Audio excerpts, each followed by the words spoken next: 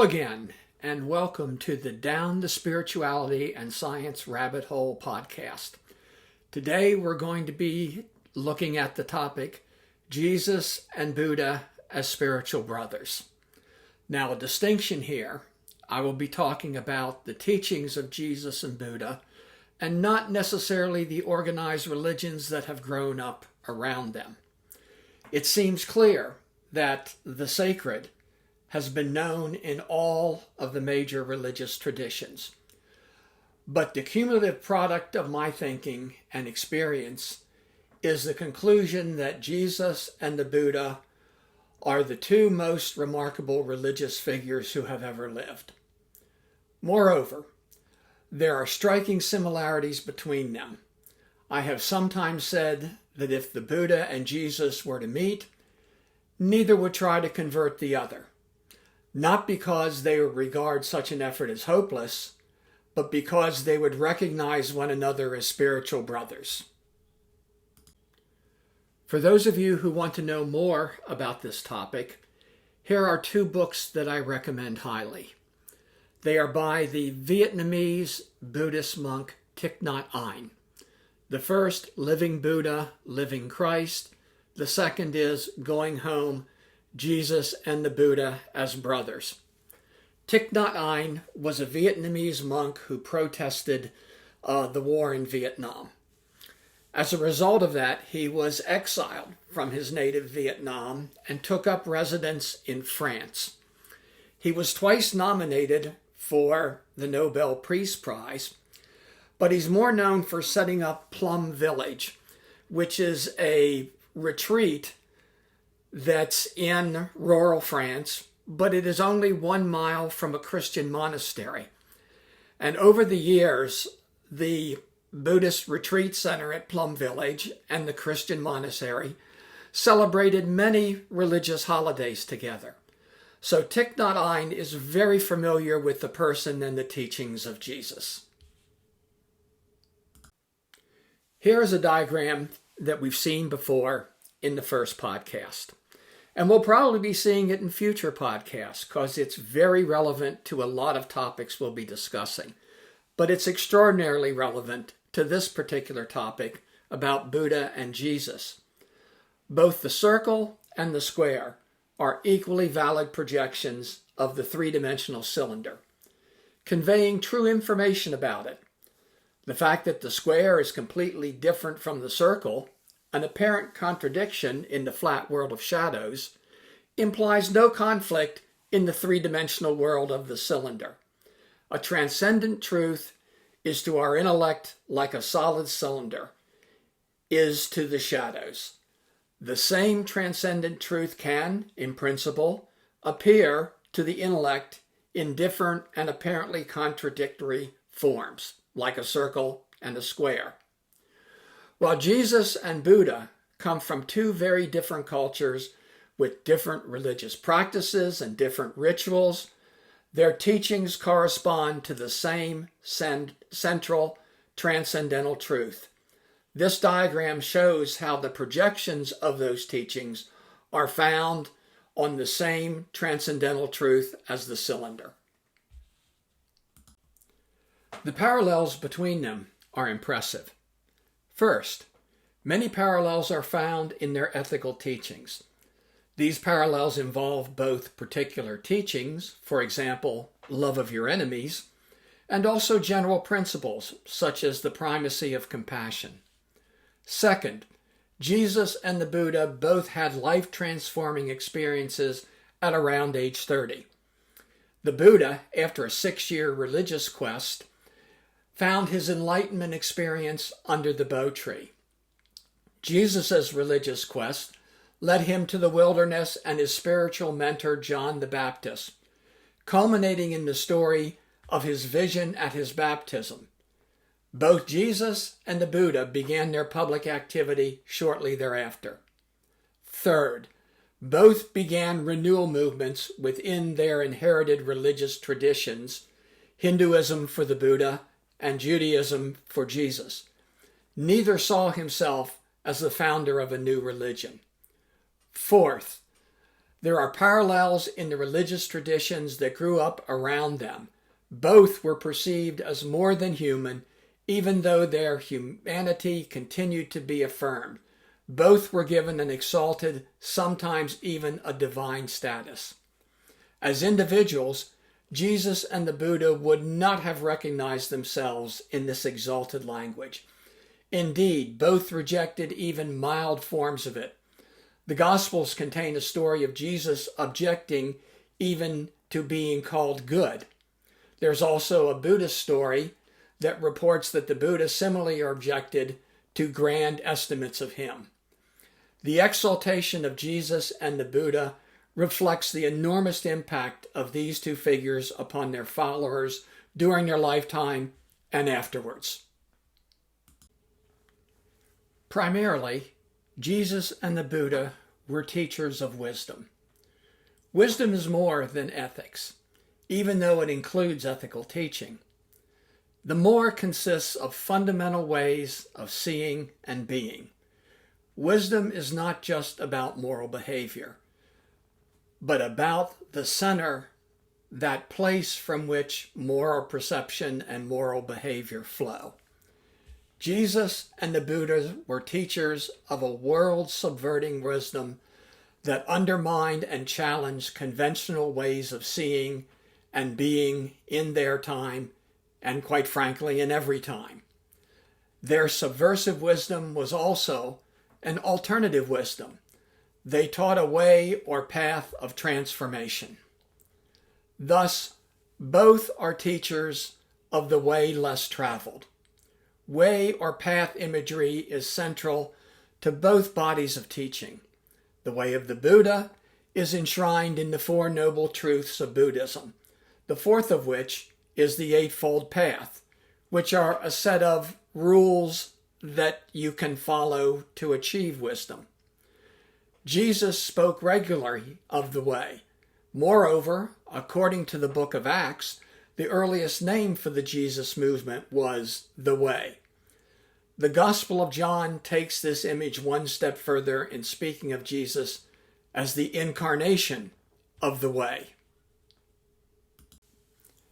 What Jesus and the Buddha said about the Way is remarkably similar. I will mention here three major points of contact. First, in both cases, it involves a new way of seeing. Sayings about seeing, sight, and light are central to Jesus' teachings. So also for the Buddha. Indeed, the common description of him as the enlightened one points to the centrality of a new way of seeing. Enlightenment means seeing differently. The familiar line from a Christian hymn expresses an emphasis common to both. I once was blind, but now I see.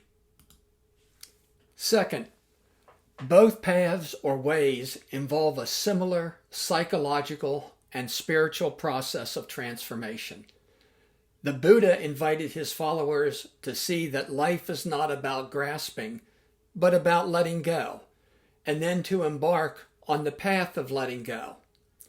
Though Jesus did not generate a systematic set of quote-unquote noble truths as the Buddha did, the images running through his teaching point to the same path.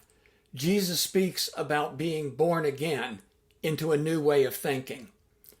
Third, the ethical fruit of this internal transformation is the same for both, becoming a more compassionate person. The Buddha is often called the compassionate one, and the central characteristic of a Bodhisattva is compassion. A Bodhisattva, by the way, is roughly the equivalent of a Christian saint. They're a Buddhist saint. For Jesus, the path of discipleship involves taking up one's cross, understood as a symbol for the internal process of dying to an old way of being and entering a new way of being. Buddhist letting go and Christian dying are similar processes. Dying is the ultimate letting go of the world and of oneself. The world as the center of one's identity and security, and the self as the center of one's preoccupations both pass away. This letting go is liberation from an old way of being and resurrection into a new way of being. There is thus a Buddhist born-again experience as well as a Christian liberation through enlightenment experience. The ethical fruit of this internal transformation is the same for both, becoming a more compassionate person. So also for Jesus, when he crystallized with one word the life that would result from following his way, that word was compassion. Be compassionate as God is compassionate. Paul's word for compassion is love. Indeed, one might even say that becoming a bodhisattva is the goal of the fully developed Christian life. As Paul put it, we are being transformed from one degree of glory to another into the likeness of Christ. Thus, despite differences in language and imagery, the way taught by the Buddha and the way taught by Jesus strongly resemble one another. Now, there are some differences between Jesus and the Buddha. Depicted here in this picture is Jesus driving the money changers from the temple, which in John, the Gospel of John, has Jesus fashioning whips made out of cords and literally beating people to drive them from the temple. There is a social and political passion in Jesus which we do not find in the Buddha. In the judgment of many Jesus scholars, in addition to being a wisdom teacher and healer, Jesus was a social prophet. He challenged the domination system of his day and its ruling elites and affirmed an alternative social vision. Jesus' early death was probably because of his social political passion. If he had been simply a wisdom teacher and healer, I doubt that he would have been executed. This difference between Jesus and the Buddha may reflect their difference in social classes. The Buddha was born into a wealthy ruling class, while on the other hand, Jesus into an oppressed peasant class. Jesus stood in the tradition of Moses and the classical prophets of ancient Israel. All of them God-intoxicated voices of religious social protest. The similarity between Jesus and the Buddha resides primarily in their wisdom teaching. But how does one account for their similarities? The similarities are so strong that some scholars have suggested direct contact or cultural borrowing as an explanation. The similarities are not of the kind that suggests cultural borrowing, however. They are not at the level of specific images or language. They are structural. But these explanations are unlikely and unnecessary. The similarities are not the kind that suggests cultural borrowing. The classic book, The Varieties of Religious Experience by William James, provides a way of seeing the common underlying structure. Both Jesus and the Buddha offered a similar diagnosis of the typical human condition: blindness, anxiety, grasping, self-preoccupation. In all cases, the prescription for the cure is similar: seeing, letting go, and dying. The most satisfactory explanation for this similarity of underlying structure is not cultural borrowing, but commonality of religious experience. Both Jesus and the Buddha had life-transforming experiences of the sacred. In William James's terms, they involved a knowing, and not just an ecstatic feeling. One sees differently after such an experience and knows something one didn't know before. What one comes to know is the way things really are, in comparison to which our ordinary seeing and knowing seem like blindness. Buddhist and Christian scholars in the past have often said that the Buddha rejected the notion of God. whereas God was of overwhelming importance for Jesus. But more recent scholarship has suggested that what the Buddha rejected was the notion of a personal God. That is, God is a supernatural being separate from the universe.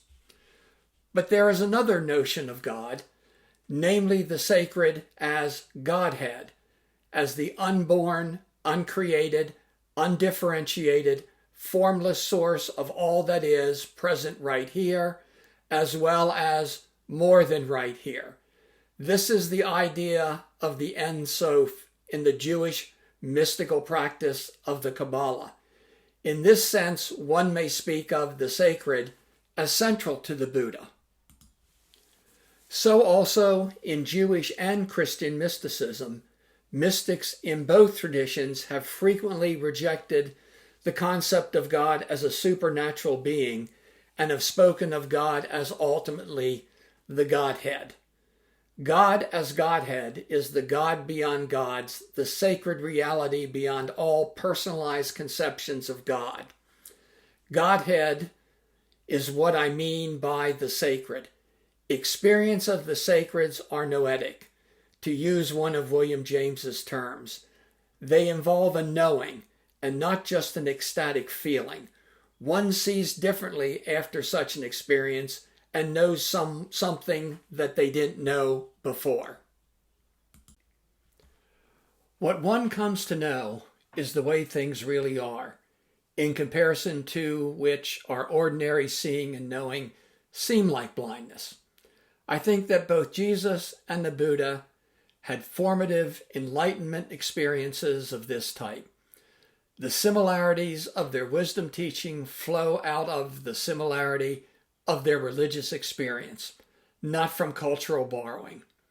The striking similarities between the Buddha and Jesus do not mean that Christianity and Buddhism are identical or nearly so. Each religion is not only profoundly shaped by the culture in which it emerges, but also becomes a culture with its own language. Each religion is not only profoundly shaped by the culture in which it emerges, but also becomes a culture with its own language, images, myths, stories, and the rituals and practices which embody them. Buddhism and Christianity are thus as different as the cultural linguistic traditions in which they are embedded. I see each religion understood as a cultural linguistic tradition, as both a response to the experience of the sacred and as a mediator of such experiences. I see both as having their own origin in the experiences of the sacred, especially those of the founders, Jesus and the Buddha, and the similarity of their wisdom teaching points to a similarity of experience. I see the topical points of agreement between Jesus and the Buddha existing in 10 separate categories: compassion, wisdom, materialism, inner life, temptation, salvation, the future, miracles, discipleship, and life stories. As you can see, it's more than just some simple teachings. The parallel among the two religions, especially at the level of experience and teaching about the way, though not very much at the level of doctrine, suggests that there is something here worth taking seriously. In short, seeing the parallels between the wisdom teaching of Jesus and the Buddha adds to the credibility of both. Acceptance of religious pluralism need not generate skepticism, but can provide grounds for saying, here is something I must not ignore. The path of which they both speak is a path of liberation from our anxious grasping and resurrection into a new way of being and transformation into a compassionate life. Now, in the next couple of slides, I have picked an example of each one of these 10 categories and have compared two sayings of both Jesus and the Buddha. The topic of compassion. Do to others as you would have them do to you. from the Gospel of Luke. Consider others as yourself, from the Dharmapada. Most striking of all the parallels between Jesus and Buddha are those dealing with love. Both teachers invoke the golden rule of treating others as you would want them to treat you. Many of Jesus' most famous sayings, turning the other cheek, loving your enemies, and the idea that one who lives by the sword will die by it, are mirrored in the words of Buddha.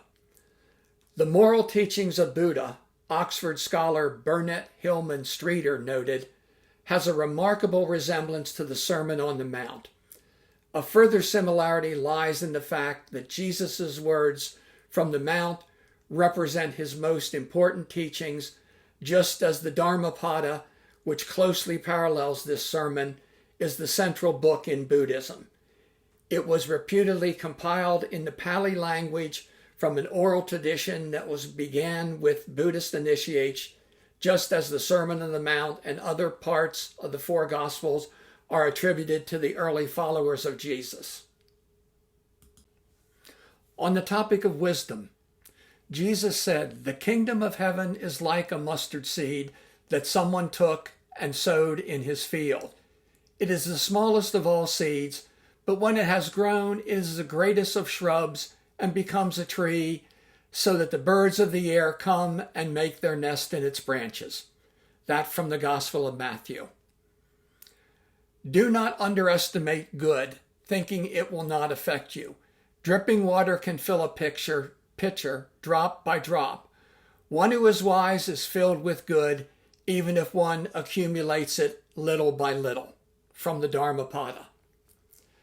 At the heart of Christianity, which defines much of the Western civilization, and Buddhism, a driving force in Eastern culture, lies the same basic wisdom.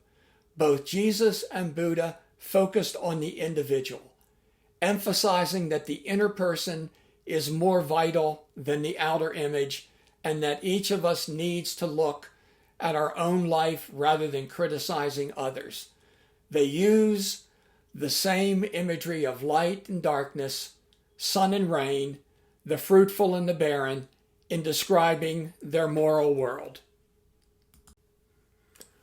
On materialism, "Blessed are you who are poor, for yours is the kingdom of God." From the Gospel of Luke. "Let us live most happily, possessing nothing. Let us feed on joy like the radiant gods." From the Dharmapada. Jesus was born to a peasant family in Galilee. Buddha was a prince, the son of a powerful ruler who held sway over northern India. One attracted a ragtag following of fishermen and farmers. The other numbered wealthy Brahmins as well as common folk and outcasts among his entourage. Proceeding along such different paths, each arrived at the same moral destination. Each realized that wealth not only was not the way to heaven and enlightenment, but that worldly riches interfered with our attempt to lead a good life. Buddha spoke in terms of detaching ourselves from personal possessions in order to achieve nirvana. For Jesus, personal enrichment was found in heaven rather than in the marketplaces of the world. On inner life, "I will show you what someone is like who comes to me, hears my words, and acts on them. That one is like a man building a house who dug deeply and laid the foundation on rock. When a flood arose, the river burst against his house, but could not shake it, because it had been well built. But the one who hears and does not act is like a man who built a house on the ground without a foundation. When the river burst against it, immediately it fell, and great was the ruin of that house." From the Gospel of Luke. As rain leaks into a poorly roofed house, so does passion invade an uncultivated mind. As no rain leaks into a well-roofed house, passion does not invade a cultivated mind. From the Dharmapada. Buddha inhabited an Iron Age world, and Jesus lived during the height of the Roman Empire. but both drew their lessons from the basic imagery of the farmland and rural countryside. A good person is like a well-built house. Someone clothing himself in the skin of a gentle animal may be hiding a predatory soul. It is a simple world, but one pocked with pitfalls. We are surrounded by the misguided and malicious, and in the search for the self, there are pathways leading into a confusing welter of directions. The answer for both masters, the way through this moral maze, lies as much in their imagery as in their message. That message is simplicity. On temptation, the Son of Man came eating and drinking, and they said, "Look, a glutton and a drunkard, a friend of tax collectors and sinners," from the Gospel of Matthew. They agreed among themselves, "Friends, here comes the recluse Gautama, who lives luxuriously, who gave up his striving and reverted to luxury." I'm not going to pronounce the name of the book that it came from. I'll just let you read it from the slide. The similarities in the lives of Jesus and Buddha are as compelling as the parallels in their thought. Each one is tempted by the devil while fasting during a lengthy retreat near a river. The devil challenges each of them to use his supernatural powers for worldly ends. Each refuses. In one Buddhist text, the devil promises to make Gautama a world ruler, just as he does with Jesus in the Gospel of Luke. The devils, too, are alike. They are lords of death who control an earthly domain and attempt to lure everyone into their web. After defeating the devil, both Jesus and Buddha give up their seclusion and defy social convention by teaching among people who have fallen into the devil's wiles.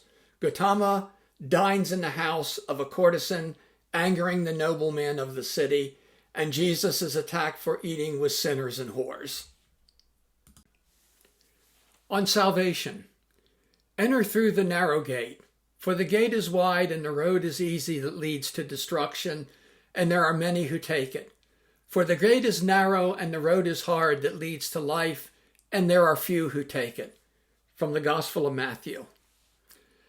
Just as there are few pleasant parks and lakes, but many dense thickets and inaccessible mountains, so are there few beings who will be reborn among men. More numerous are those who will be reborn in purgatory. For Jesus, it is a narrow gate. For Buddha, a lofty mountain, but the message is the same. To become pure is the ultimate challenge, and there are few to meet it. Both speak of separating the spiritual from the physical and of following the former while relinquishing the latter. To do so is simple, but not easy. It is by adhering to truth and overcoming the lure of the world that we can achieve freedom. Be pure in heart, Jesus says. Do good and purify the heart, says Buddha. The end that each has in mind is a heaven in which we are free from earthly sin and worldly reincarnation. On the future, the good news of the kingdom will be proclaimed throughout the world as a testimony to all the nations, and then the end will come. From the Gospel of Matthew. I will not experience final nirvana until I have disciples who are knowers of the Dharma and who will pass on what they have gained from their teacher, declare it and teach the Dharma of wondrous effect. The great Buddhist scholar Edward Conze once remarked that when we compare the attributes of the Godhead as they are understood by the more mystical tradition of Christian thought with those of nirvana, we find no difference at all. Both Jesus and Buddha saw themselves as spiritual guides pointing the way to this Godhead and to the future that was free from earthly constraints. Each one taught that though he would die personally, his words would remain, helping to guide his followers until the time of what Jesus called the renewal of all things, and Buddha referred to as a time when the world contracts. On miracles, when he saw that they were straining at the oars against an adverse wind, He came towards them early in the morning, walking on the sea. From the Gospel of Mark. He walks upon the water without parting it, as if on solid ground. Did Jesus and Buddha really walk on water, pass through walls, and raise the dead? Today, these miracles, though doubted by skeptics, are as important to some followers as their teachings. The Gospels, particularly that of Mark, and the traditional biographies of Buddha are filled with stories about their power over nature. Christian and Buddhist devotional art all over the world portrays these remarkable feats. Buddhists hold that miraculous powers result from karmic virtue and the perfecting of the mind, while Christians see them as God's power working through humans. But the miracles themselves are remarkably similar. Jesus worked with loaves and fishes, just as Buddha fed 500 people with a few small cakes.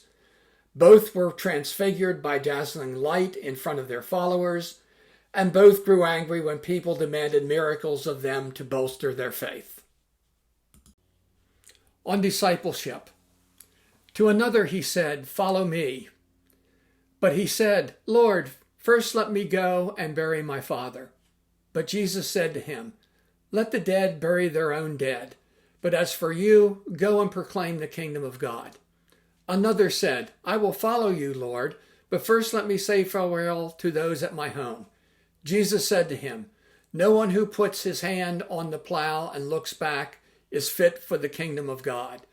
This from the Gospel of Luke. He who, having cast off human attachment, has left behind the attraction of the gods. He who is free from all attachment, he, I declare, is a Brahmin. There is a partial parallel, in Buddhism for the biblical stories in which Jesus calls forth his disciples, finding them in Galilee and directing them to follow him. But the instructions each gave to his followers are quite similar.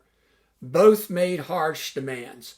Jesus warning that once they had put their hands to the plow, there would be no looking back, and Gautama devoted an entire sermon to the dangers that could befall an initiate. Among the obstacles to maintaining faith was that food, clothing, and shelter were considered irrelevant. Both teachers instructed their followers to abandon thoughts of personal pleasure and security. The final topic is life stories. When his mother Mary had been engaged to Joseph, but before they lived together, she was found to be with child from the Holy Spirit.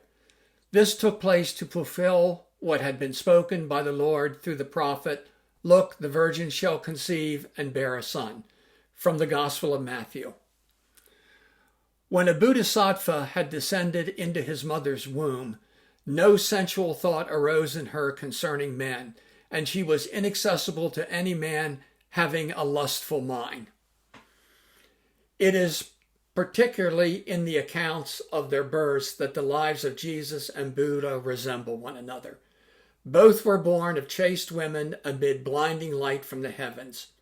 There is even a Buddhist legend that the newborn child was wrapped in swaddling clothes.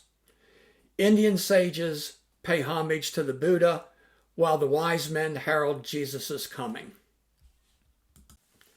So in conclusion, both of these men, looking into the many questions surrounding the parallels, hint that the puzzle to which we are seeking an answer is actually a mystery within a mystery. The first is the historical mystery. How could Jesus, living 3,000 miles away and 5 centuries after Buddha, espouse the same teachings as the Buddha? If historians have no explanations, we are led to the larger mystery, the eternal one. Were Jesus and Buddha spiritual masters inspired by a single cosmic source? Avatars who appeared at different periods of time in human history, bearing the same transcendental truth.